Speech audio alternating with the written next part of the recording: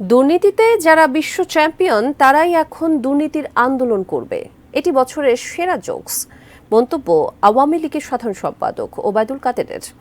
সন্ধ্যায় রাজধানীর ধানমন্ডিতে আওয়ামী লীগ সভাপতির রাজনৈতিক কার্যালয়ে এক সংবাদ সম্মেলনে এ মন্তব্য করেন তিনি।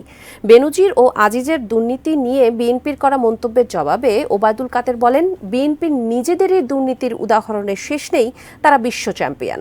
এ সময় ডক্টর ইউনূসের মামলা প্রসঙ্গে তিনি বলেন, দেশের যা আইন আছে ডক্টর ইউনূস সে অনুযায়ী বিচার পাবেন, তাকে অপমানিত করার দুরভিসন্ধি সরকারের নেই।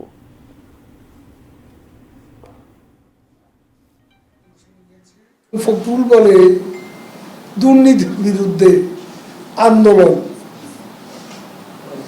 দুর্নীতির বিরুদ্ধে আন্দোলন করবে কে? বিশ্ব চ্যাম্পিয়ন দুর্নীতিতে। দুর্নীতিবাজ দল বিএনপি দুর্নীতির বিরুদ্ধে আন্দোলন করবে, এটা বছরের সেরা জোক।